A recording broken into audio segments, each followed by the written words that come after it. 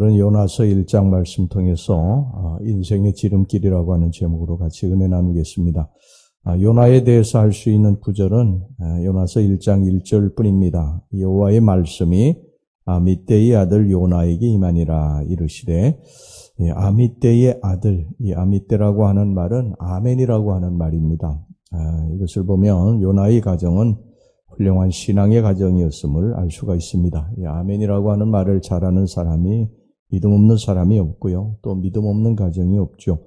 요나의 뜻은 비둘기, 하나님의 기쁜 소식을 전하는 자라고 하는 그런 뜻입니다. 요나는 1절, 2절에서 하나님으로부터 한 명령을 받습니다. 자, 2절 보겠습니다. 너는 일어나 저 큰 성읍 니누웨로 가서 그것을 향하여 외치라. 그 악독이 내 앞에 상달되었음이니라 하시니라.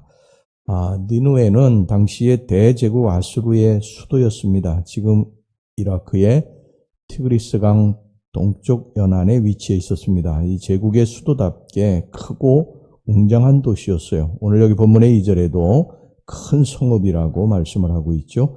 그런데 이 니누웨 성의 악독이 하나님께 상달이 됐다. 그래서 니누웨를 심판하실 것을 작정하시게 됩니다. 여러분 이것을 보면 우리의 죄악, 우리 개인의 죄악도 마찬가지고요. 한 나라의 죄악, 제국의 죄악도 결코 사라지는 것이 아니라 상달이 된다. 위로 쌓여간다 하는 것을 알 수가 있죠.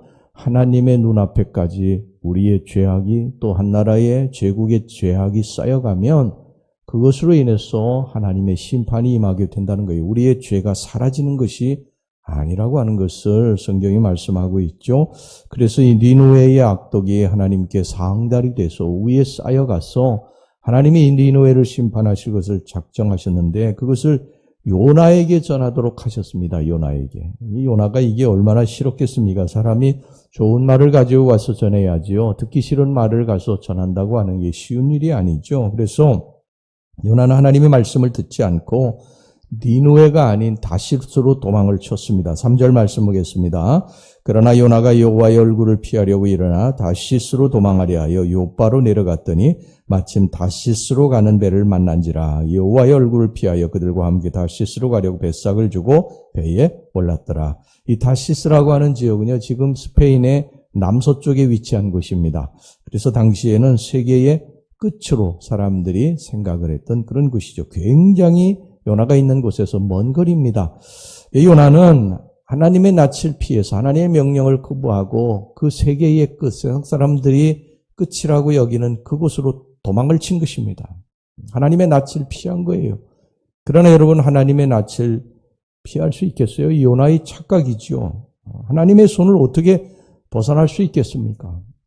요나는 하나님을 피해서 다시스로 가는 배에 올랐지만 곧바로 풍랑을 만나게 됩니다. 4절 말씀 보겠습니다.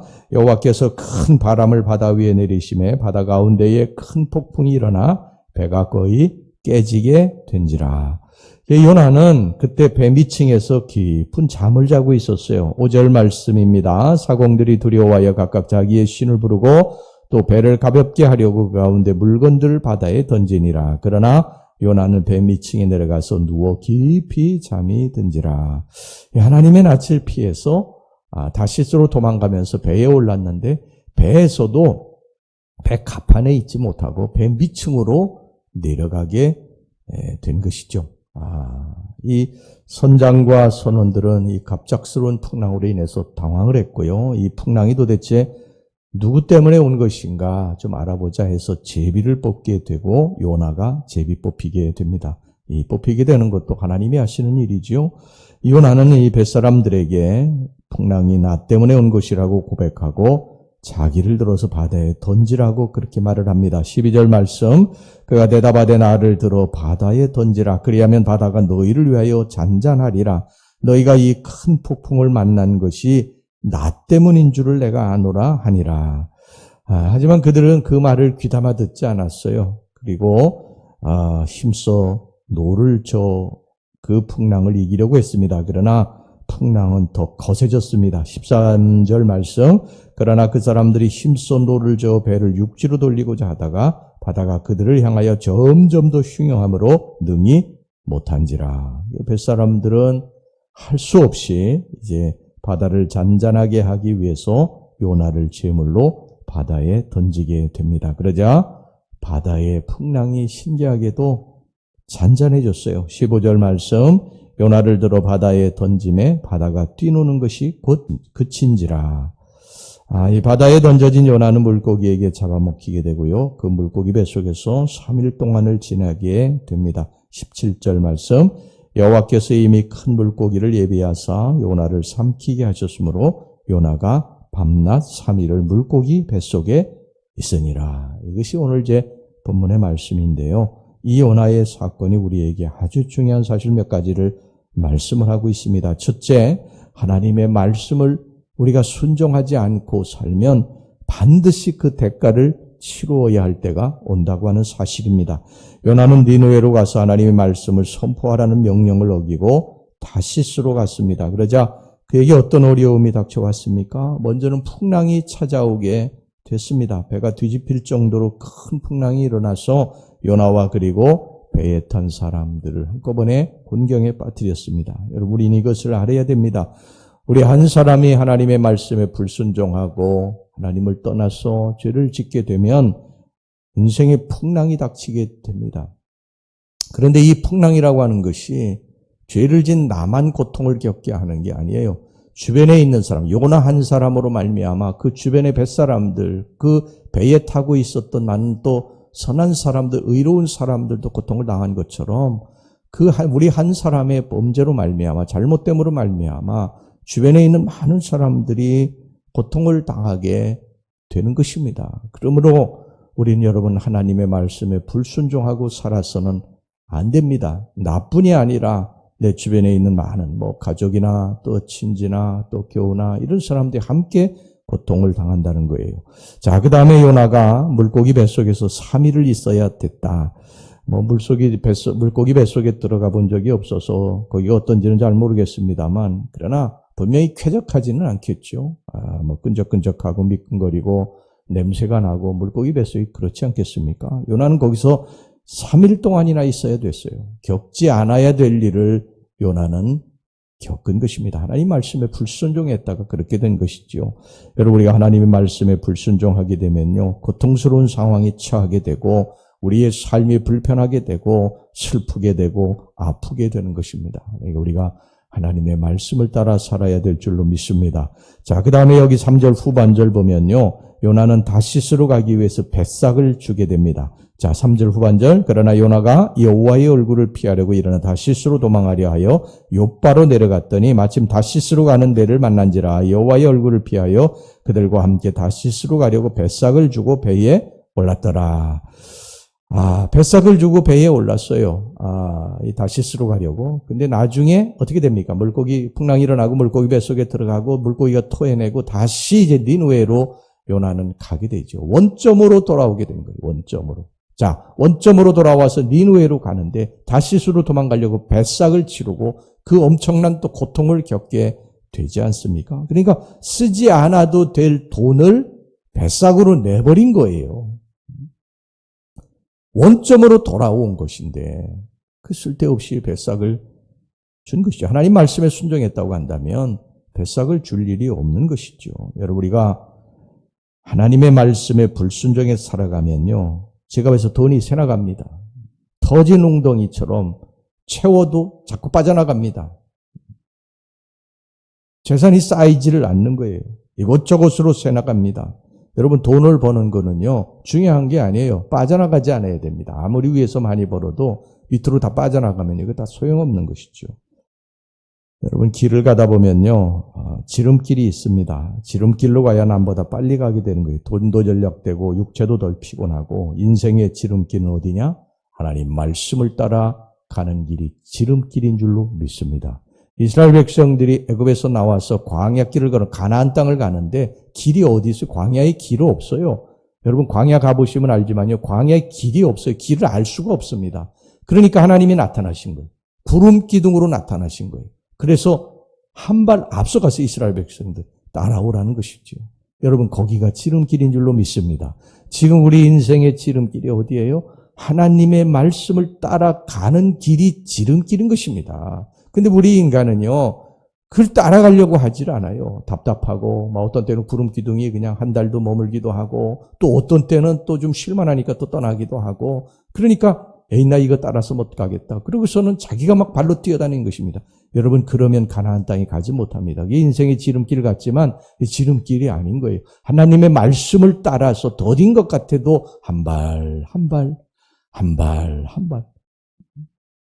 그렇게 걸어가는 길이 인생의 지름길인 줄로 믿습니다.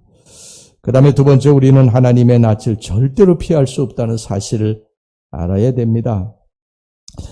요나는요, 니느웨로 가라는 하나님 말씀에 불순종해서 다시스로 가는 배에 올라서 하나님의 낯을 피하려고 아주 배 밑층으로까지 내려가지 않았어요. 5절 후반절 말씀 보세요.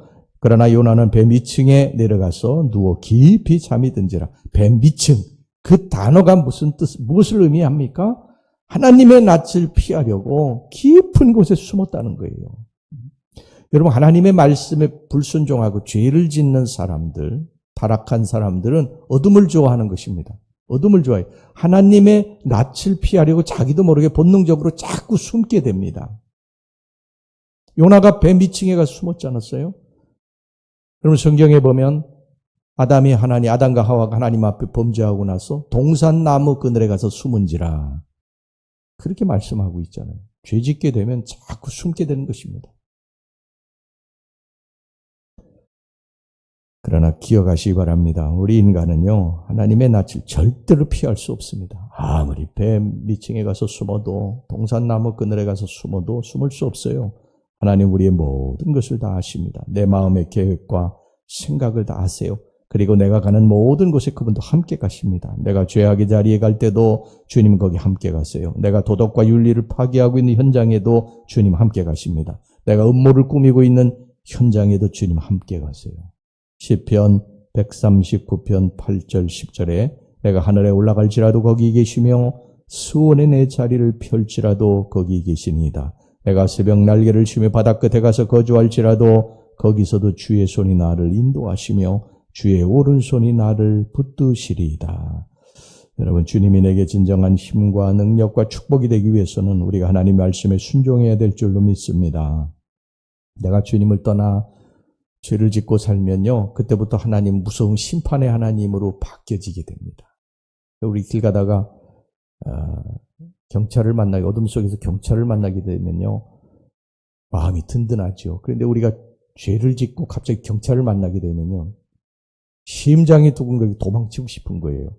여러분, 하나님은 언제나 좋으신 분이시지만 우리가 죄를 짓게 되면 그때부터 하나님 무서운 심판의 하나님으로 그렇게 우리들 죄인들을 쫓아오는 그런 분으로 각인이 되는 것입니다. 그러므로 여러분, 우리는 늘 하나님 말씀대로 살아야 됩니다. 할렐루야.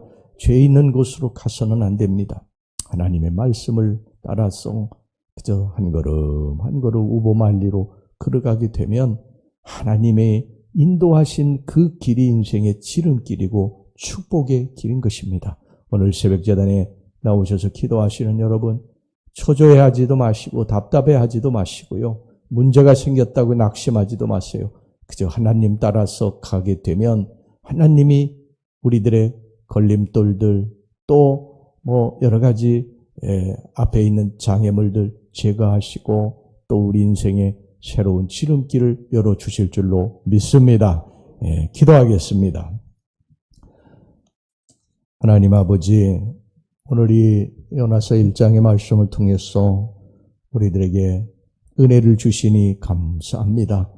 우리가 인생의 지름길을 어찌할 수 있사옵나이까? 인생이 광야 같은 곳에 하나님 따라가는 길이 지름길인 줄로 믿습니다.